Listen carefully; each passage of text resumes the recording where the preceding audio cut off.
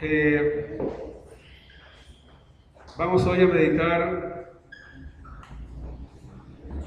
en lo más grande que existe sobre la faz de la tierra. Dios hizo tres cosas grandes.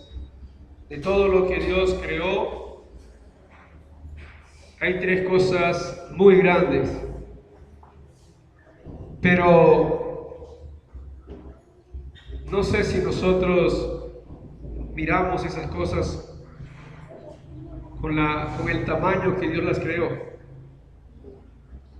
Y lo primero, hermanos, que tuviéramos que mencionar, que lo más grande que Dios creó es el ser humano, el hombre. Es la creación más grande. Pero luego del hombre, hermanos, vino una creación más grande, y fue la familia. La familia, hermanos, para Dios es algo supremamente, además de grande, es importantísima. La familia para Dios es tan importante, hermanos, que existió aquí en la tierra mucho tiempo antes que la iglesia. Muchos siglos antes que la iglesia. Entonces, dos de las grandes cosas que Dios ha creado ha sido el ser humano y la familia. Pero por encima de estas dos, Dios estableció la iglesia. Cuando uno mira la palabra de Dios desde Génesis hasta el último texto de Apocalipsis, toda la escritura está en función de Cristo y su iglesia.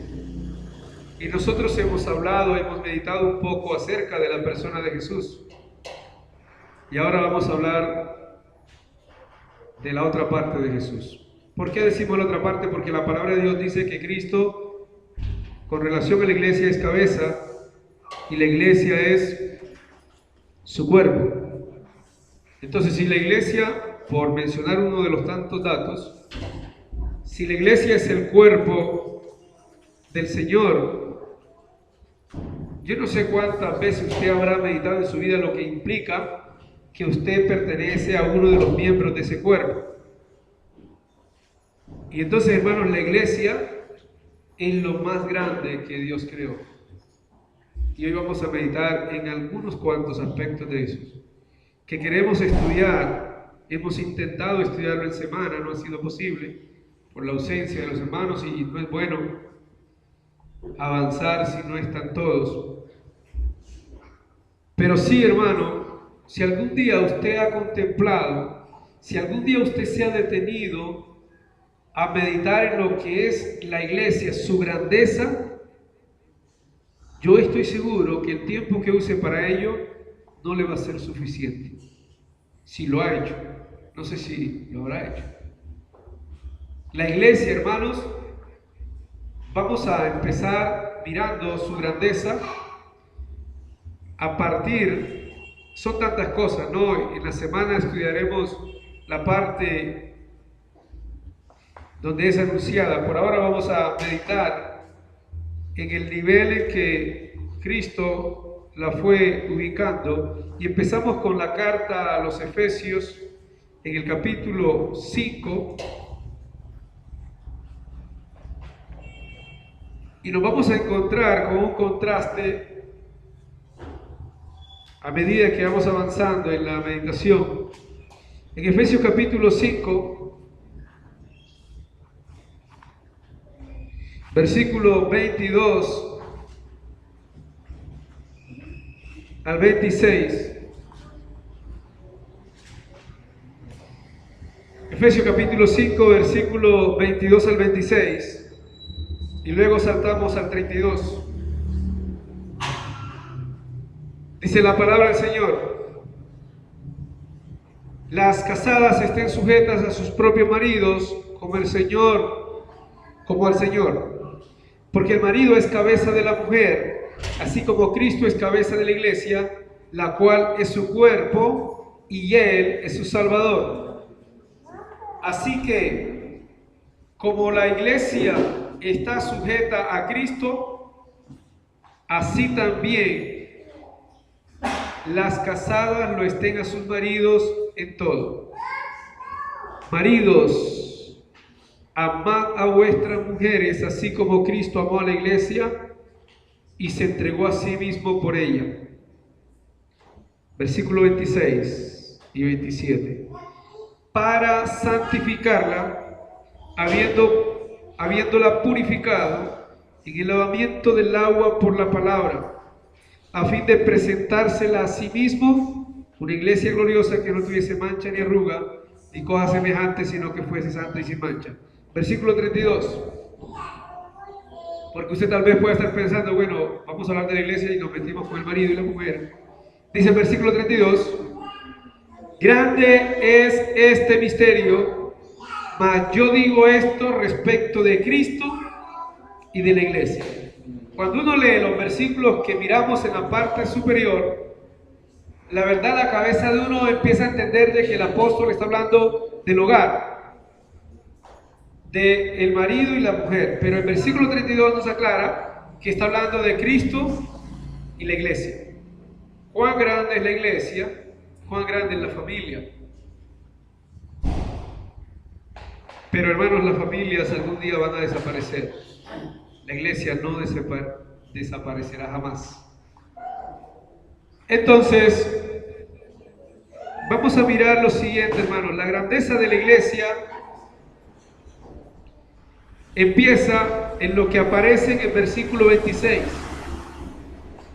Con el 25 y 26.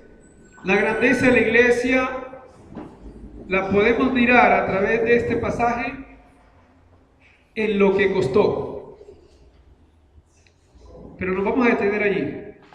¿Cuánto costó la iglesia, hermano? Usted puede decir fácil y rápidamente la sangre de Cristo. Pero si usted se detiene a meditar lo que implicó esa sangre brotar por ese cuerpo, realmente el sufrimiento que llevó Cristo en sus hombros, en su cabeza, en sus pies, en sus manos, en su costado.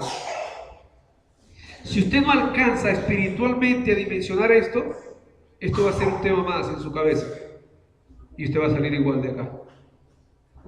Si usted logra, hermano, meditar aquí, si usted lograse por un momento despojarse de tanta cosa que hay en la cabeza que nos está perturbando, usted pudiera entender cuán grande es la iglesia y a dónde está usted. ¿Entiende? ¿En qué sitio está usted?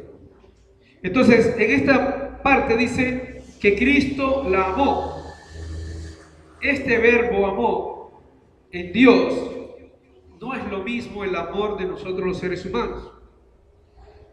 Porque el amor nuestro tiene un montón de imperfecciones que no vale la pena ni alcanza el tiempo para hablar de ellas.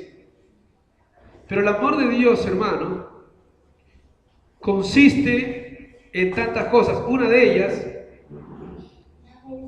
en que nosotros, esto está en Romanos capítulo 8 y capítulo 5, en que nosotros siendo sus enemigos, en que nosotros habiendo fallado, Dios entregó a su Hijo por nosotros. Vamos a detenernos ahí y vamos a ir un momentito a lo primero que mencionamos. Decíamos que una de las grandes creaciones de Dios es el hombre. ¿Cómo lo hizo Dios? Ustedes saben, ¿verdad? Lo creó a su imagen y a semejanza de Dios. Y el hombre cambió esto por un fruto. La imagen y semejanza de Dios, Adán la entregó por una oferta engañosa del diablo.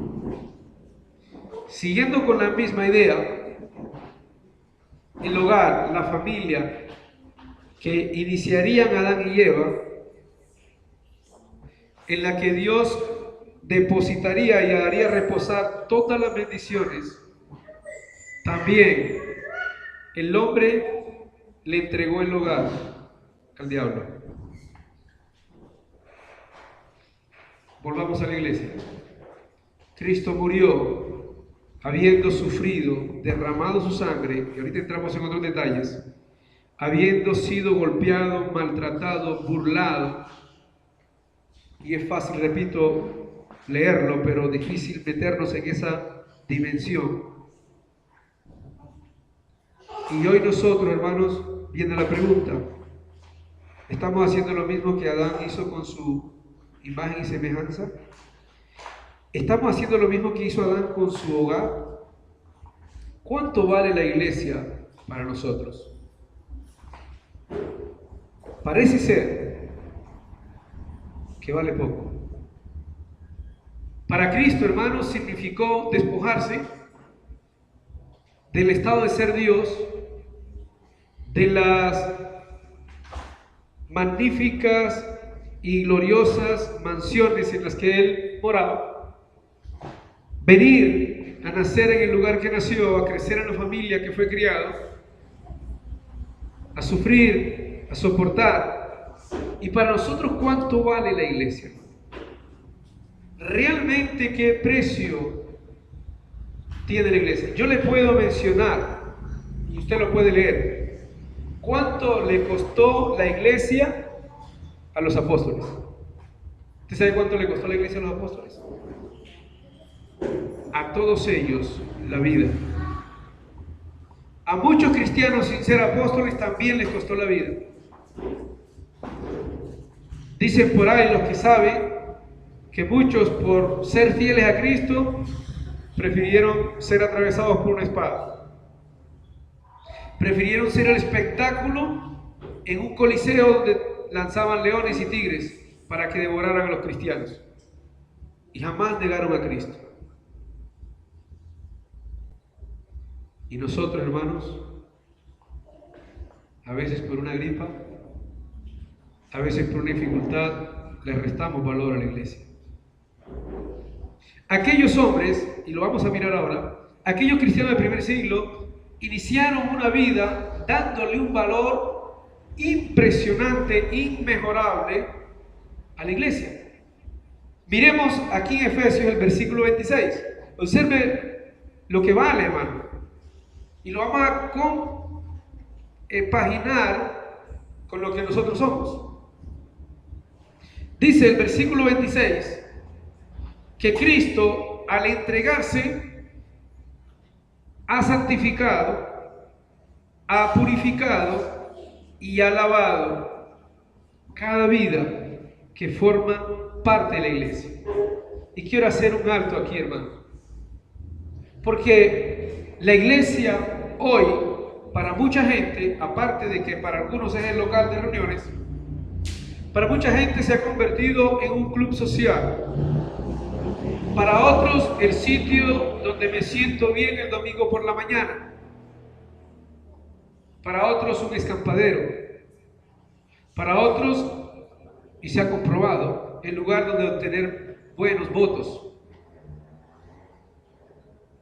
Para otros, el lugar donde voy a conseguir una chica o un chico. Para otros, el lugar donde voy a conseguir dinero. ¿Qué es la iglesia para Cristo? Acuérdense que nosotros meditamos en cuanto a la persona de Jesús, la pregunta, ¿quién es Jesús para nosotros? Hoy la pregunta es, ¿qué significa la iglesia para mí? ¿Significa solamente, hermano, el hecho de congregarme un rato el domingo, cantar unas alabanzas y devolverme para mi casa para vivir la vida otra vez, como la llevo siempre? ¿Eso significa la iglesia para mí? Estar pendiente de cómo fue vestido el hermano, trajo la misma ropa el domingo anterior. Estar pendiente de qué, a qué sabe el vino, a qué sabe el pan, quién tomó la cena, quién no la tomó, quién ofrendó, quién no ofrendó. ¿Eso significa la iglesia? Para Cristo, ¿qué significó, hermanos? Vamos a mirar en el libro de los Hechos lo que significó para los primeros convertidos. En el capítulo 2, Hechos capítulo 2.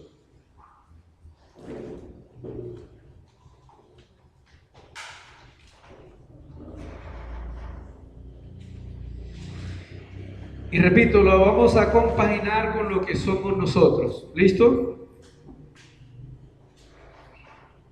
Hechos capítulo 2. En el versículo 40. Vamos a empezar por ahí. En el versículo 41 van a ver en el día de la primera predicación por parte de los apóstoles 3,000 personas bautizadas. En el versículo 40 el apóstol Pedro le dice a la multitud: sed salvos de esta perversa generación, de esta perversa sociedad. Entonces vamos a empezar por ahí, hermanos. ¿Qué fue la iglesia para los apóstoles y para los hermanos del primer siglo? Escuche bien lo que dice ese pasaje. Significó salir de la perversa sociedad donde estaban metidos ellos. ¿Qué ofrece la sociedad? ¿Hacia dónde te conduce la sociedad? Entonces la iglesia empezó a gestarse como la mansión gloriosa, y ahorita lo cantamos, donde nosotros demostramos que salimos de la sociedad pervertida. Ahora viene la pregunta, hermanos, ¿nosotros cómo estamos viviendo? ¿Todavía seguimos viviendo como si estuviéramos allá? Ahorita nos damos cuenta. Vamos a detenernos ahí y vamos a compaginar esto con lo que nosotros somos, repito. Vamos a Gálatas y luego volvemos aquí a este pasaje. A Gálatas capítulo 6. Quiero repetirles algo, hermanos. A lo largo del Antiguo Testamento vamos a estudiar toda la grandeza de la iglesia en estos días. Si pudieran venir el miércoles, arrancaríamos el miércoles. Gálatas capítulo 6.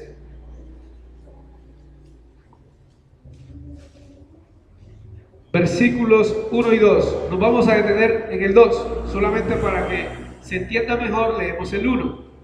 Gálatas 6, 1 y 2.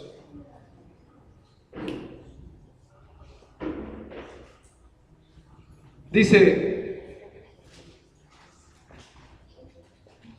6, 1 y 2. Dice: hermanos, si alguno fuere sorprendido en alguna falta, vosotros que sois espirituales, restaurarle con espíritu de mansedumbre, considerándote a ti mismo, no sea que tú también seas tentado. Ok, no vamos a entrar en ese pasaje, que esto tiene 50,000 enseñanzas. Versículo 2. Sobrellevad los unos las cargas de los otros y cumplid así la ley de Cristo. En este pasaje, hermanos, atención, el Espíritu Santo nos muestra algo que a la luz de lo que usted acaba de leer, a lo mejor no lo note. Pero este pasaje está diciendo que la iglesia está conformada por personas, por hombres, por mujeres, por esposos, por esposas, por hogares que llevan cargas. Cada uno de nosotros llevamos una carga. ¿Qué son esas cargas? No son los problemas de la vida cotidiana. Esas cargas son pecados, debilidades, errores que tenemos. Entonces el pasaje nos está mostrando aquí la grandeza de la iglesia. Tan grande es la iglesia, hermanos, que Dios ha aceptado a una multitud de enfermos, espiritualmente hablando. ¿Quién de nosotros llegó sano a los pies del Señor? Todos llegamos cargados. Lo curioso es que todavía llevamos cargas. Eso es la iglesia, hermano. Y se hace más grande, ¿sabe por qué? Porque así, en ese estado que llegamos y aún pudiera permanecer usted, así Cristo le ama, lo lava, lo santifica y lo purifica. ¿Usted entiende eso? Usted esta semana la vivió con malos pensamientos, con malas acciones, con una cosa, con la otra. pero tal vez en la noche anterior o esta mañana, antes de salir para acá, fue a los pies de Cristo a rogarle perdón y lo perdonó y lo limpió. Y ahora usted puede participar de esta oración con toda la libertad, porque Él comprende. No tenemos un sumo sacerdote, como dice Hebreos, que no pueda compadecerse de nuestras debilidades, sino uno que fue tentado en todo. Qué grande es la iglesia, hermano. Contamos con un Señor que tiene toda la capacidad divina y humana, porque es divino y es humano, para comprendernos. Qué grande, hermano, es la iglesia. Volvamos a mirar todo esto que hemos dicho en Hechos 2, todo condensado en este pasaje. Hechos capítulo 2.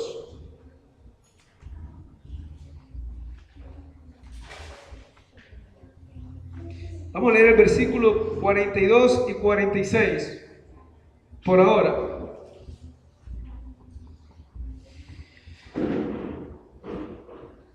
Para ellos, ¿qué significó la vida en iglesia?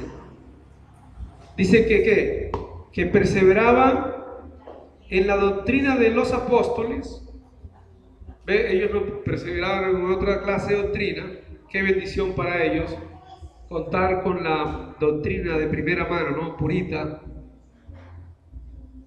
En la comunión unos con otros, en el partimiento del pan y en las oraciones. Métase en ese pasaje y compare la iglesia del tiempo presente. Ellos perseveraban en la doctrina de los apóstoles, solamente lo que los apóstoles enseñaban. Ellos perseveraban en comunión unos con otros. Ellos perseveraban en el partimiento del pan, o sea, la cena cada domingo. Y ellos perseveraban todos los días en la oración.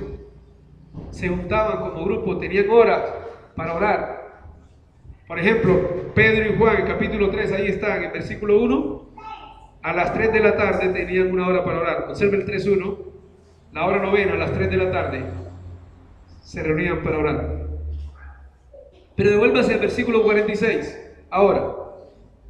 ¿Cómo así que perseveraban? Dice el versículo 46, perseverando unánimes cada día. Compare esto con el cristianismo nuestro. ¿Cómo perseveramos nosotros? ¿Cuán grande para ellos fue la iglesia y Cristo? Perseveraban cada día en el templo y partiendo el pan en las casas, comían juntos. Ahora mire, aquí viene la clave de todo. Todo lo que usted lea de los hermanos del primer siglo, aquí está la clave, en las dos palabras que siguen. Todo ese ambiente de comunión, de amor, de compartir, de fraternidad, aquí está la clave, en las palabras que siguen. Alegría y sencillez de corazón. Ahí está la grandeza de lo que la iglesia significó en el corazón de ellos. ¿Qué es sencillez? La palabra sencillez, en su sentido original, viene de la idea de cuando una persona va llevando algo muy pesado y lo baja, entonces esa persona queda en un estado sencillo. De ahí fue que sacaron esta palabra. Nosotros no podemos ser sencillos, hermanos, si llevamos cargas pesadas encima. Pero las llevamos y Cristo nos acepta así. Y la grandeza entonces de la iglesia en este pasaje, hermanos, consistía en que a pesar de que ellos también tenían sus cosas, porque ellos no eran perfectos, aclaremos esto, ¿no? Igual vivieron con sencillez. Pero ¿cómo engrandecían y embellecían esto? Con la alegría, hermanos. Esta alegría, ¿qué la producía? Y quiero que se concentren en esto. Hoy día, las personas quieren sentirse bien en un local grande, lleno de gente, donde haya avivamiento, que hoy ha salido eso a flote, donde se mueva esto, donde se mueva lo otro, y eso le produce alegría al cristiano. ¿Usted sabe dónde proviene esta alegría? Ahí el relato lo deja ver. Ellos habían salido de una perversa generación. Ellos habían sido perdonados de sus pecados. Ellos habían recibido el Espíritu Santo. ¿De dónde se producen tus alegrías, hermano? ¿Qué te produce alegría? ¿La buena estabilidad económica? ¿La buena salud de tu familia? ¿O saber que el Espíritu mora en ti? Si el Espíritu no te genera alegría, cualquier cosa te va a sacar de esa bendita alegría. Para los cristianos del primer siglo, entonces, significó la grandeza de la iglesia, escuchen bien, vivir juntos. Eso significó para ellos. Vivir como una gran familia. Vivir unánimes. Vivir, hermanos, compartiendo. Y revisaba, hermanos, la vida de hoy, y realmente para nosotros no significa lo mismo la iglesia. Sigo pensando que la iglesia significa un lugar donde nos congregamos el día domingo. No es tan grande la iglesia para nosotros, pero vamos a Efesios otra vez. Fuimos lavados, fuimos perdonados. Vamos a hacer la lista en Efesios 1. Y esto realza, yo no sé hasta qué nivel, lo que Dios quiere que usted vea en la iglesia. Aquí en Efesios, casi que cada versículo le da grandeza a la iglesia. Pero miremoslo en el 1:3.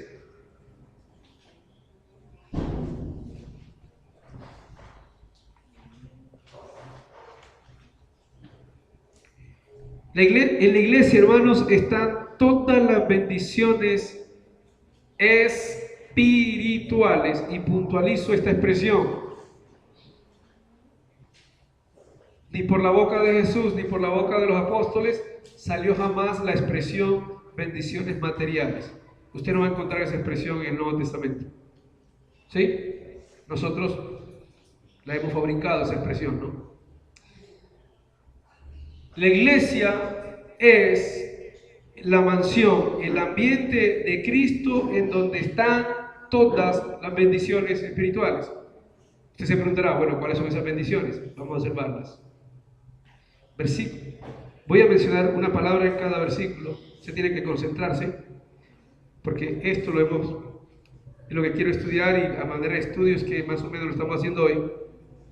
Pero observe, toda bendición espiritual. Versículo 4. Fuimos escogidos. ¿Sí? Mire la bendición que usted tiene. Usted fue escogido. ¿Desde cuándo? ¿Es grande la iglesia? ¿Para qué? ¿Para qué fue escogido? Para ser santo y sin mancha en Cristo. Versículo 5. Ha sido amado, ha sido predestinado, ha sido adoptado. Lógico que este término predestinado no es como lo enseñan en la doctrina mundana. Adoptado, versículo 6, ha sido aceptado.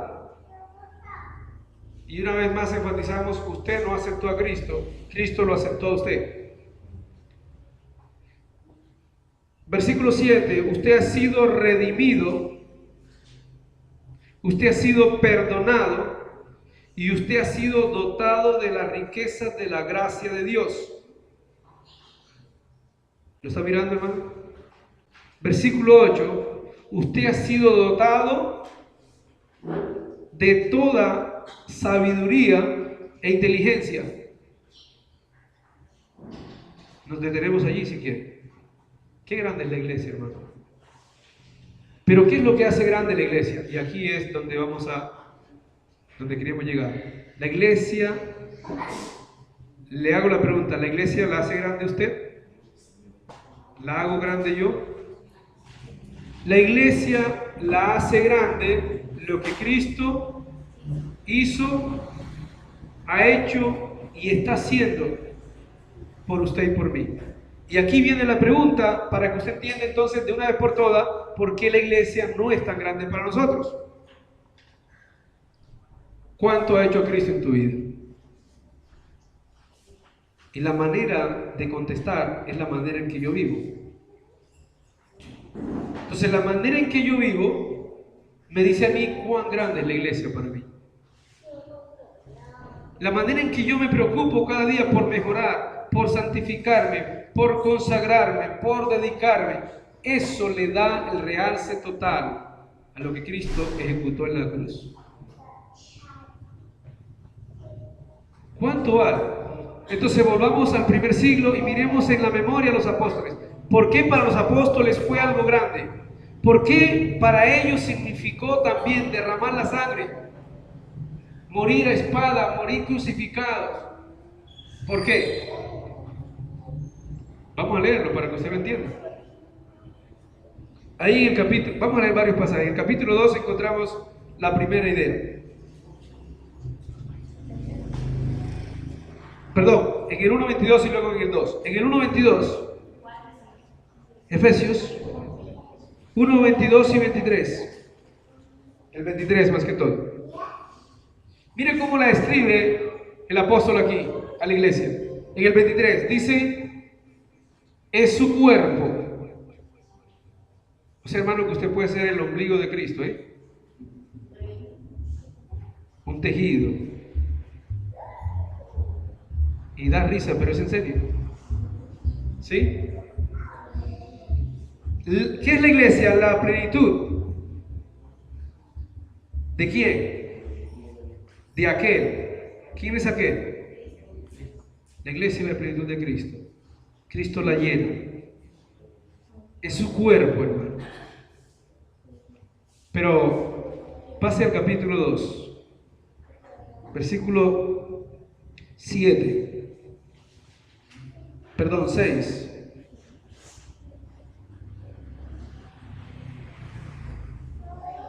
Mire la grandeza, lo que ha hecho Cristo, todo esto en un solo versículo. Y juntamente con Él nos resucitó a sí mismo. Perdón, y juntamente con Él nos resucitó.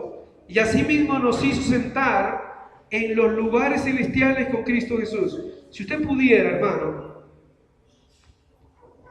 durar 10, 15, 20, 30 minutos en la presencia de Dios, en oración, en meditación, y pedirle a Dios que lo haga sentir esto que acabamos de leer, usted no viviría como vive. ¿Entiende? Que Dios le permita sentir lo que implica estar sentado con Cristo en lugares celestiales. Físicamente usted está sentado en una silla ahora mismo y se sienta donde usted se quiera sentar y camina, pero espiritualmente, hermano, cada movimiento que usted da lo hace sentado en lugares celestiales con Cristo. ¿Eso qué implica? Que el cristiano está reinando sobre el mal, sobre la sociedad perversa, sobre el resto de la humanidad. Esa es la grandeza de la iglesia, en unas cuantas cosas que hoy por encima estamos mirando. Ahí mismo, hermanos, en Efesios,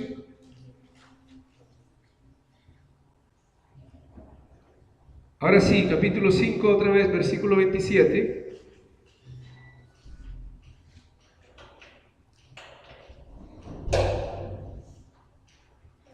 Es la única entidad, es la única, si se puede decir, sociedad, es la única institución por la cual aparecerá Cristo por segunda vez. Pero aparte de eso, hermano, mire la grandeza de la iglesia, mire cómo la va a encontrar Cristo. Santa, gloriosa, Así le va a encontrar. Y usted estará a la altura ese día. Es posible que ahora usted sienta, oye hermano, yo no estoy en ese nivel. Cristo lo va a ayudar. Cristo te va a ayudar. Y en la medida en que tú empiezas a buscar de Él, a reconocer tus errores, Cristo te va a ayudar. Él dice, yo no vine a juzgar. Nosotros fuimos los que nos tomamos ese papel de juzgar, ¿no? Que no nos corresponde a nosotros. Él dice, yo no vine a juzgar, sino a salvar. Así que Él no te juzga ahora. Él ahora, escúchelo bien, aparece en 1 Juan capítulo 2, versículo 1. Él ahora está actuando como tu abogado. Abogado defensor.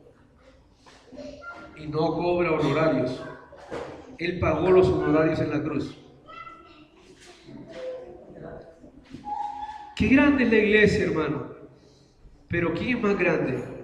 Su Salvador. Pero no hay diferencia entre la iglesia y su Salvador. Porque la iglesia es el cuerpo. Último aspecto para terminar en cuanto a esta parte, hermanos. Vamos a 1 Timoteo.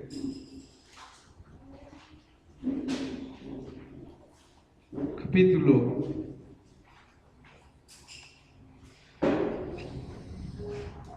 3, versículo 15.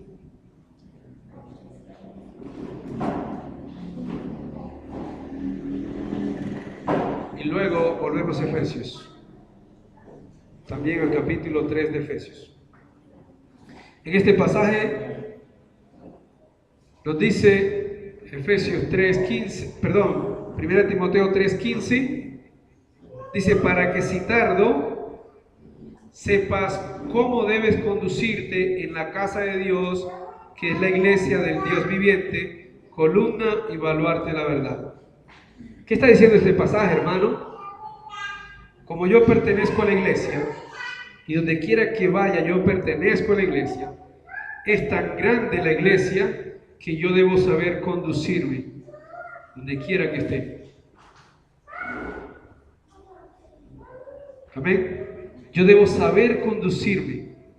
¿Por qué, hermano? Porque la iglesia es, dice aquí, la casa de Dios, la iglesia del Dios viviente, la columna y el baluarte de la verdad. Hermanos,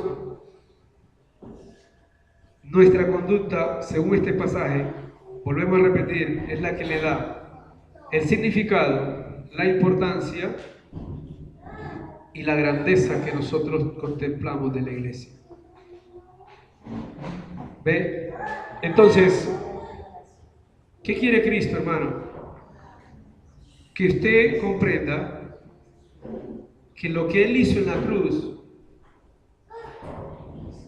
no fue para que en Hollywood hicieran películas. Lo que Cristo hizo en la cruz era para que a nuestro corazón llegara un sentido de pertenencia,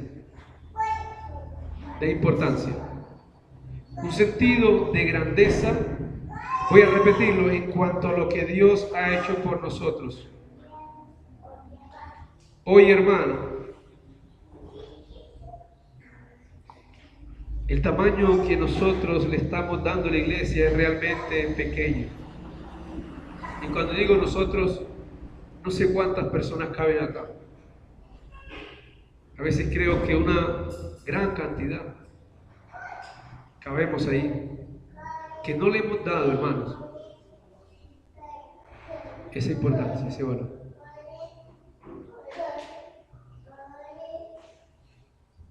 Cuando uno observa todo lo que los hermanos nos mostraron en las páginas del Nuevo Testamento, uno simplemente se queda asombrado, agrupa los conceptos en la cabeza para enseñarlos o para decírselos a otros, pero no para nosotros sumergirnos en la idea de sentir y vivir lo que ellos vivieron.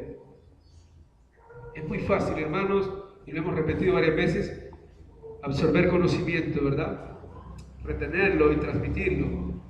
Lo que es un poquito complicado es sumergirnos en esto y querer vivir. Observe este pasaje en Efesios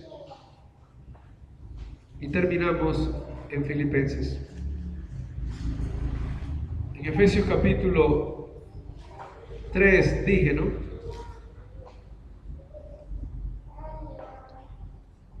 Versículo 21.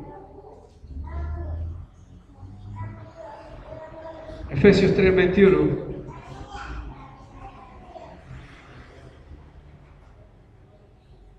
A Él sea gloria en la iglesia, en Cristo Jesús, por todas las edades, por los siglos de los siglos. Amén. En este pasaje, hermano, nos está diciendo tantas cosas. Vamos a mirar dos nomás. Una, usted está llamado a darle la gloria a Cristo en la iglesia. Fuera de la iglesia, hermanos, se da otro tipo de gloria a Dios. No es la misma gloria la que se le da a Cristo desde la iglesia. Jamás será la misma, porque la iglesia es lo más grande para Él. A Él sea la gloria, aquí dice por todas las edades, desde los niños. Los niños ya deben empezar a darle la gloria a Dios, hasta la edad más máxima que tengamos nosotros. Esa es una idea. La otra idea de las edades es por todas las generaciones, por todos los siglos. La iglesia fue llamada para darle toda la gloria que Dios necesita, merece, y lo hacemos nosotros. ¿Cómo lo hacemos? Volvemos a repetirlo, con la conducta nuestra. La pregunta es, ¿estamos viviendo, hermanos, una conducta que está dándole la gloria a Cristo en su iglesia? ¿Estamos viviendo como adoptados, como aceptados, como redimidos, como rescatados, como perdonados, como dotados de toda la sabiduría y de la inteligencia de Dios? ¿Estamos viviendo de esa manera? Parece ser que la respuesta es un no con minúscula. Sí, para no elevarlo tanto. Es hora, hermanos, según Dios, de que mi vida, porque soy la más grande creación de Dios, de que mi familia, que es la segunda creación de Dios, y de que la iglesia, que es lo más grande que Dios ha creado, empecemos a darle el valor, la honra, la gloria al Salvador de la iglesia. El último pasaje, hermanos, dije Filipenses.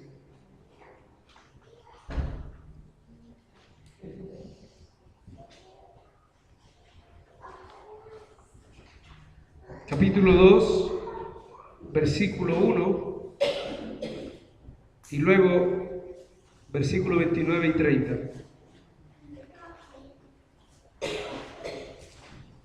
Con este pasaje que lo estuvimos mirando en la semana, el día miércoles,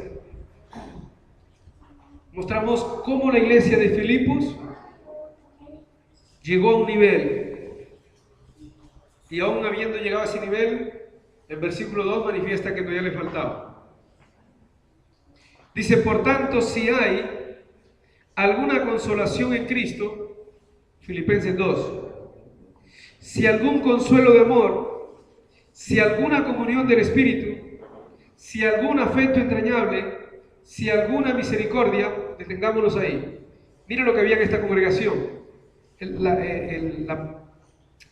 El término sí es porque lo había en esa congregación, sí hay. El apóstol ha sido notificado de que todo esto lo había ya. ¿Qué había? Había consolación en Cristo, consuelo de amor, comunión del Espíritu, afecto entrañable y había misericordia. ¿Qué hay en la iglesia del tiempo de hoy? Voy a repetir, hay cargas y nosotros ahorita mismo no estamos sobrellevando las cargas de los demás, sino como que empujándoselas, ¿no? Para que las sienta más. Versículo 29 y 30, después ahondaremos en esto, Dios mediante. Aquí nos va a hablar de un hermano que vivía conforme a lo que dice el versículo 2 al 4. Usted leerá estos versículos en su casa. Un hermano que según el versículo 25 tenía por nombre Epafrodito. Ya sabe, hermana, si es varón, tiene un nombre aquí o yo.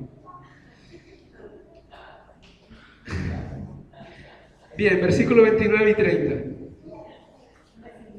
Recibidle pues en el Señor con todo gozo y tened en estima a los que son como Él, porque por la obra de Cristo estuvo próximo, exponiendo su vida para suplir lo que faltaba en vuestro servicio por mí. ¿Qué significó para esta congregación y para este hermano en la iglesia? Exponer la vida. Hasta hoy, hermano, ¿qué está significando la iglesia para ti? Quiero recordarte, Dios nos quiere recordar que todos los que estamos acá estamos cargados de defectos. Si hay alguno que no los tenga, me avisa que yo les regalo de los míos. Y Dios, en medio de eso, y con eso quiero terminar, no lo lea ahora, lo lee en su casa. Cuando usted lee la carta primero a los Corintios, cada capítulo son 50 problemas. ¿Te has leído la carta a los Corintios? ¿Qué cantidad de problemas? ¿Y sabe cómo le llama el Señor? En el capítulo 1, versículo 1 y 2, la iglesia de Dios, los santificados. Así le llama el apóstol Pablo. ¿Cómo el apóstol Pablo le llamó a la iglesia de Corinto? La iglesia de Dios. Los santificados llamados a ser santos. Porque para ellos valió mucho, hermanos. Significó muchísimo. Entonces, hermano, para Cristo significó y dio lo que dio por la iglesia. Para usted y para mí, ¿qué vale? Es hora de empezar a sentir lo que Cristo sintió. ¿Hay en vosotros el sentir como en quién? Es hora de empezarlo a sentir. Que Dios los bendiga, hermanos.